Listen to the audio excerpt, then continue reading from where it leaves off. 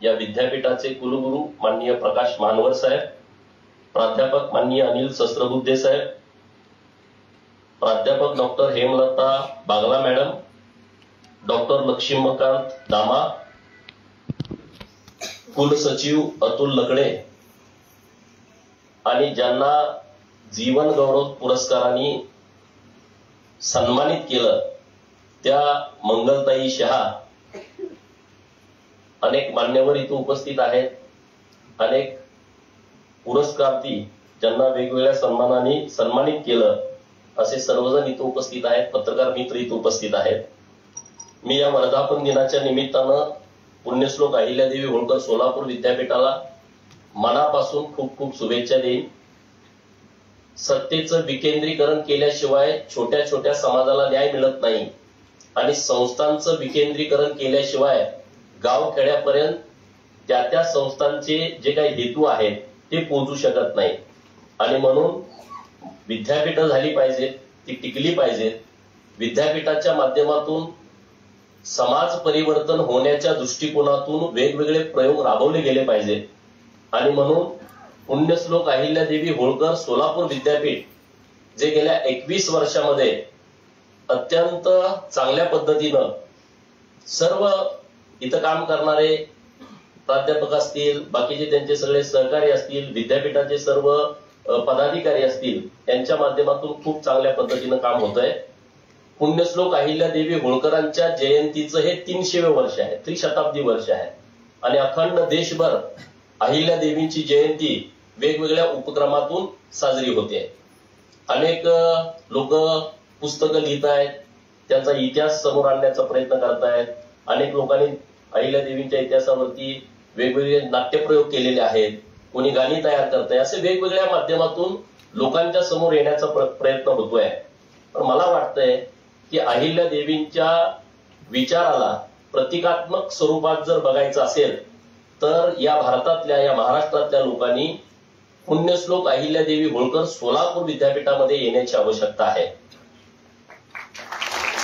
बऱ्याच लोकांच्या मनामध्ये प्रश्न निर्माण होईल, अरे अहिल्यादेवींनी मंदिरं बांधली, घाट बांधले, अहिल्यादेवींनी मंदिरांचा जीर्णोद्धार केला, धर्मशाळा बांधल्या, मग आता अहिल्यादेवीचा आणि विद्यापीठाचा संबंध काय आला? अहिल्यादेवींनी काही विद्यापीठ स्थापन केलं होतं का? अहिल्यादेवींनी विद्यापीठ स्थापन केलं नाही, परंतु विद्यापीठात शिकवले जाणारे जे विषय आहेत त्या विषयाशी अनुसरून अहिल्यादेवींनी त्यांचा संपूर्ण आयुष्याचा राज्यकारभार केला. आता उदाहरण अर्थशास्त्र आपण विद्यापीठातून शिकवतो, परंतु अहिल्यादेवींनी महेश्वर नावाचं जे गाव स्थापन केलं, आता जे इंदोर आहे त्या इंदोरची सगळी स्थापना ही पुण्यश्लोक अहिल्यादेवी होळकरांनी केलेली आहे. म्हणजे तिथं व्यापार आणणं, एका ओसाड माळावरती डेव्हलपमेंट करणं, बाजारपेठ उभी करणं, त्या बाजारपेठेमध्ये भारताच्या विविध कानाकोपऱ्यातून व्यापाऱ्यांना तिथं बोलावणं, त्यांना वेगवेगळ्या सुविधा उपलब्ध करून देणं, महेश्वरी सारखी साडी आज ही जगभर प्रसिद्ध आहे, त्या साडीची निर्मिती करणं, म्हणजे त्या एक चांगल्या अर्थशास्त्री होत्या असं माझ्यासारख्या कार्यकर्त्याचं मत आहे. म्हणजे जो विषय आज तुमच्या विद्यापीठात शिकवला जातो तो कृतीतून अहिल्यादेवींनी त्यांच्या राज्यकारभारामध्ये करण्याचा प्रयत्न केला. अहिल्यादेवी एक चांगल्या समाजशास्त्रज्ञ होत्या. समाजामध्ये ज्या चुकीच्या प्रथा होत्या, चुकीच्या रूढी होत्या, चुकीच्या परंपरा होत्या, अडाणीपणा होता, अंधश्रद्धा होत्या, या सगळ्या दूर करण्याच्या दृष्टिकोनातून अहिल्यादेवींनी खूप चांगल्या पद्धतीचे प्रयत्न केले. म्हणजे अहिल्यादेवी चांगल्या समाजशास्त्रज्ञ होत्या. आज हे वास्तुविशारद आर्किटेक्ट आपण शिकवतोय. आज जरी तुम्ही चांदवडला गेला तर चांदवडचा वाडा बघितल्यानंतर आज पण जे आर्किटेक्ट आहेत 300 वर्षानंतरचे, त्यांच्या सुद्धा डोक्याच्या बाहेरचा हा विषय आहे. म्हणजे त्या चांगल्या वास्तुशास्त्रज्ञ होत्या, वास्तुविशारद होत्या. आज त्यांनी जी मंदिरं बांधली, जेजुरीच्या खंडोबाचं मंदिर जे होळकर घराण्याने बांधलंय, आज पण तुम्ही जाऊन बघा. आता तिथं सरकारच्या माध्यमातून डागडुजीचं काम सुरू आहे. परंतु 300 वर्षापूर्वी एखादं मंदिर निर्माण करणं आणि त्या मंदिराची रचना ज्या पद्धतीने केलेली आहे ती रचना आताच्या काळात सुद्धा लाजवाब आहे. म्हणजे त्या चांगल्या वास्तुविशारद होत्या. अहिल्यादेवी लोकांच्या हाताला काम देणाऱ्या होत्या. आज आपण कामगार चळवळ चालवताना आपण राज्यभर बघतो, देशभर बघतो. एकदा चोराचा सुळसुळाट झाला त्यांच्या राज्यामध्ये, की जे व्यापार करणारी लोक होती त्या जंगलातून जायची आणि ते सगळे लोक त्यांना लुटायला लागली. ते व्यापारी सगळे अहिल्यादेवींच्याकडे आले, म्हणले आता आम्हाला व्यापार करणं शक्य नाही, की आता हे सगळे आमच्या सगळ्या जाणाऱ्या येणाऱ्या व्यापाऱ्यांची लूट व्हायला लागली आहे, दरोडे पडायला लागले, तर तुम्ही याच्यावरती काहीतरी मार्ग काढा. अहिल्यादेवी इतक्या कल्पक होत्या, त्यांनी त्या सगळ्या लोकांचा बंदोबस्त करण्यासाठी त्यांनी त्यांची मुलगी मुक्ता, जो कुणी या चोरांचा बंदोबस्त करेल त्याच्याबरोबर मी माझ्या मुलीचं लग्न लावून देईन, एक महाराणी बोलतेय. आज मी तुमच्याशी बोलत असताना सुद्धा अनेक ठिकाणी अशी जर लग्न झाली इंटरकास्ट तर त्याला मारून टाकलं जातं. मागच्या 15-20 दिवसात, महिन्यापूर्वी एक घटना महाराष्ट्रामध्ये घडली. परंतु एक साम्राज्ञी राणी स्वतः म्हणतायत की जर चोराचा बंदोबस्त कोण करेल, त्याला माहित नाही कोण करेल, तो कुठल्या जातीचा असेल, तो कुठल्या पंथाचा असेल, तो कुठल्या धर्माचा असेल. यशवंतराव फडसे नावाच्या एका तरुणानं हे सगळं आव्हान स्वीकारलं, त्या सगळ्या चोरांना समोर आणून उभा केलं. लोकांना वाटलं की आता अहिल्यादेवी चोरांना शिक्षा देतील, परंतु अहिल्यादेवींनी त्यांना विचारलं की तुम्ही कशासाठी असं करताय, तर ते म्हटलं की आमचं काम नाही हाताला, आम्ही काय करणार. अहिल्यादेवींनी त्यांच्यावरती जबाबदारी टाकली की तुम्ही या व्यापाऱ्यांचं संरक्षण करायचं, या जंगलातून त्यांना ने आण करायची आणि त्याच्यासाठी आम्ही तुम्हाला पगार देणार आणि त्यांच्या व्यापाऱ्यावरती टॅक्स बसवला. म्हणजे अहिल्यादेवी जे कामगारांच्यासाठी आता धोरण राबवलं जात आहे, आता काम केलं जात आहे, त्यांना तुरुंगातच टाकलं असतं दुसऱ्या राजांनी, पण त्यांनी त्यांच्यावरती जबाबदारी दिली की तुम्ही हे काम केलं पाहिजे. अहिल्यादेवी चांगल्या राज्यशास्त्रज्ञ होत्या. ज्या काळामध्ये महिलांना चूल आणि मूल घराबाहेर येण्याची कोणतीही व्यवस्था नव्हती, अशा काळामध्ये अहिल्यादेवी एक कुशल प्रशासक म्हणून जगाच्या समोर आल्या. इतक्या कुशल प्रशासक महिला म्हणून राज्यकर्त्या अखंड जगाच्या पाठीवरती नाहीत की ज्यांनी 28 वर्ष राज्यकारभार केला. जे राज्यशास्त्र आपण विद्यापीठामध्ये शिकतोय त्या राज्यशास्त्राचं मूळ या पुण्यश्लोक अहिल्यादेवी असतील असं माझं मत आहे. कारण तिथून पुढे सगळ्या जगामध्ये महिलांना काम करण्याची मोठ्या प्रमाणामध्ये संधी मिळाली. असे अनेक विषय अहिल्यादेवींच्या बाबतीत सांगण्यासारखे आहेत. आता मी जेव्हा माझ्या झरे गावातून सोलापूरला आलो तर वाटेमध्ये पंढरपूरला येताना 2 विहिरी लागतात. आता अहिल्यादेवींचं राजधानी कुठं, महेश्वरला, आणि इकडं म्हणजे सगळ्या रोडला आहेत त्या. पण मी येताना एक उदाहरण सांगितलं, पंढरपूरला येताना झरे गावापासून 2 विहिरी लागतात.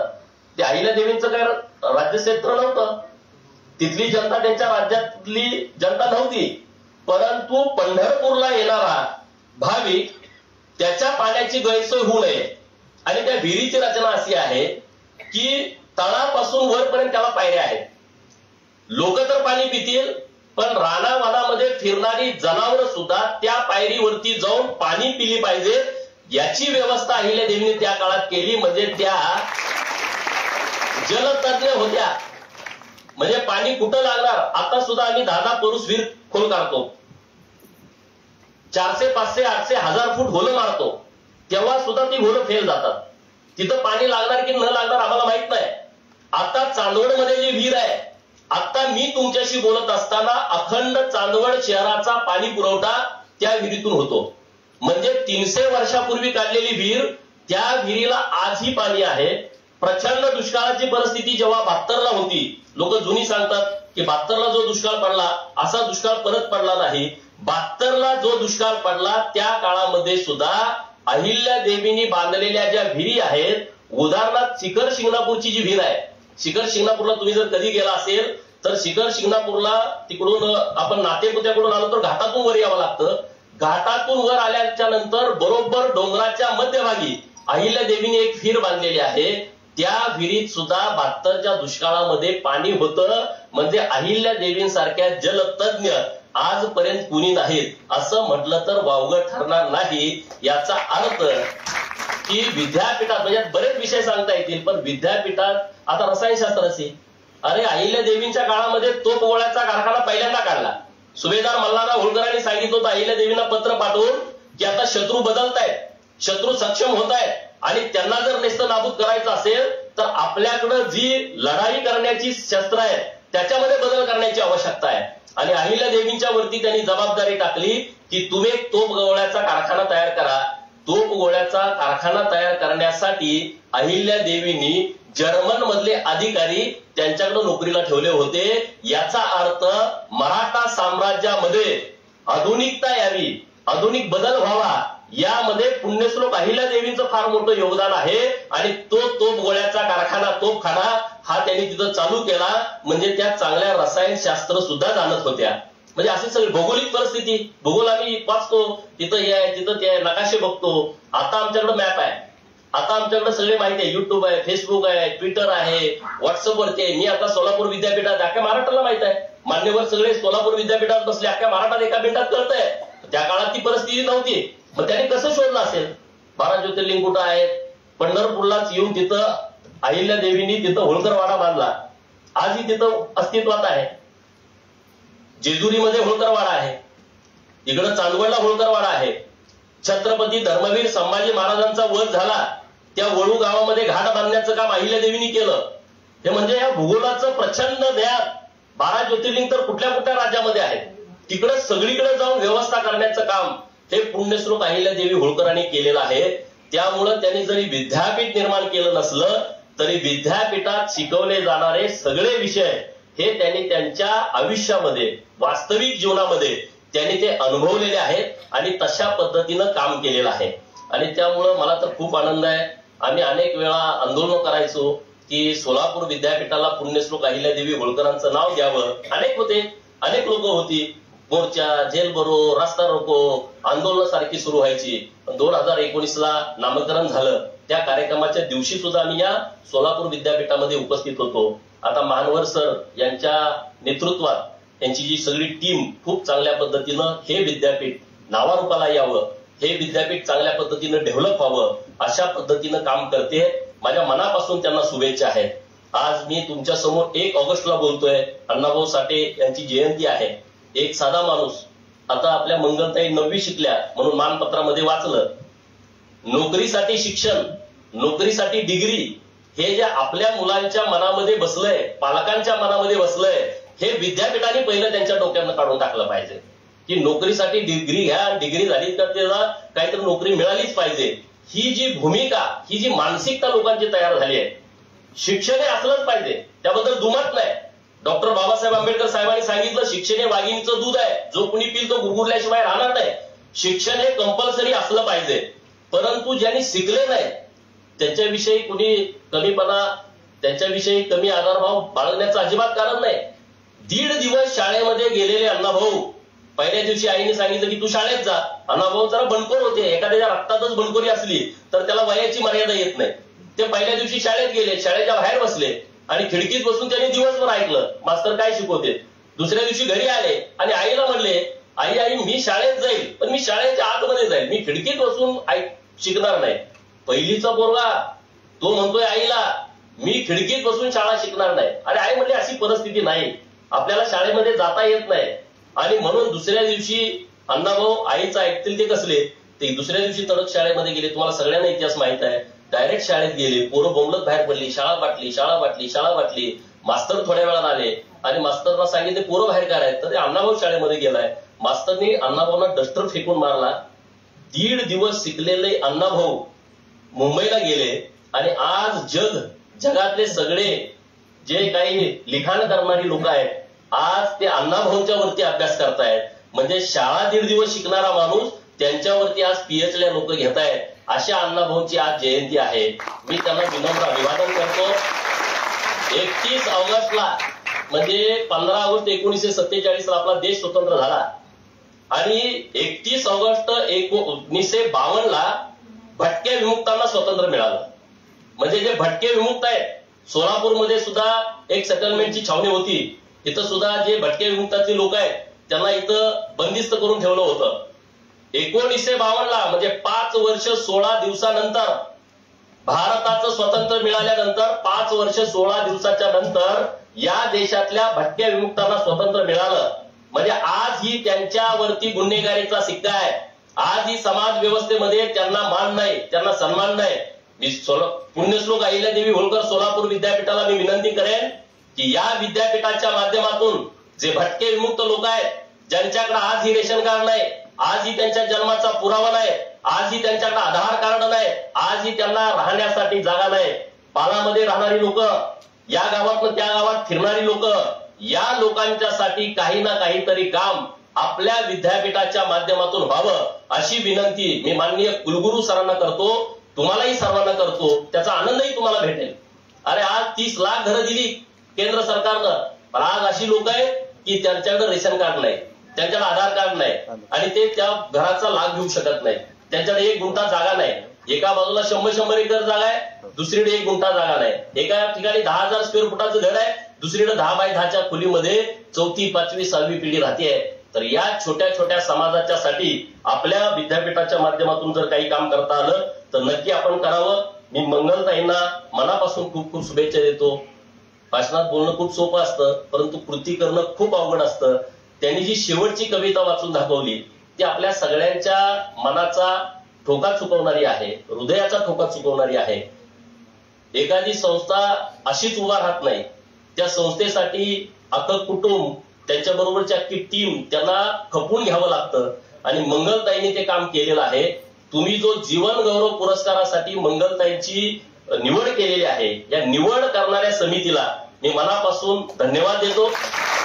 निवड समितीचं मी आभार मानतो. मंगलताईचं माझं काही त्यांचं कामच आहे, परंतु आता पुरस्काराला सुद्धा लोक वशिला खूप लावतात. आता आम्ही आमदार झालो लोकांकडे येतात, अहो ते पोलीस पाटीलचा पुरस्कार आहे तुमची शपथ, अरे देतील ना तुमचं जर काम असेल तर. आदर्श शिक्षकाचा पुरस्कार आहे ते पुढाऱ्यांच्याकडे जातात. हे नाही पाहिजे. ज्यांचं खरंच काम आहे, ज्यांनी समाज परिवर्तनामध्ये फार मोठी भूमिका घेतली आहे, अशाच लोकांना पुरस्कार मिळाला पाहिजे. आणि मला वाटतंय पुण्यश्लोक अहिल्यादेवी होळकर सोलापूर विद्यापीठाच्या माध्यमातून जो जीवन गौरव पुरस्कार दिलेला आहे, त्या जीवन गौरव पुरस्काराची उंची वाढवण्याचं काम आजच्या या मंगलताईला दिलेल्या पुरस्कारामुळे झालेलं आहे.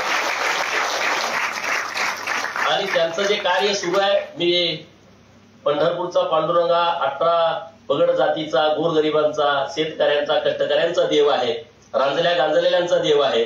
अशा पांडुरंगाच्या पंढरपुरामध्ये पालवी नावाची संस्था इतक्या चांगल्या पद्धतीने काम करते. मी पांडुरंगाकडे साकडं घालेन की मंगलताईंना, पांडुरंगांना शतायुषी आयुष्य द्यावं आणि त्यांच्या हातून आणखी या उपेक्षित लोकांच्यासाठी काम घडावं अशीच प्रार्थना करतो. मला इथं बोलावलं, माझा मान सन्मान केला आणि मला बोलण्याची संधी दिली त्याबद्दल मी विद्यापीठाच्या सर्व पदाधिकाऱ्यांचं, कुलगुरू साहेबांचं, बाकीची सगळी टीम असेल त्यांचं मनापासून आभार व्यक्त करतो आणि थांबतो. धन्यवाद.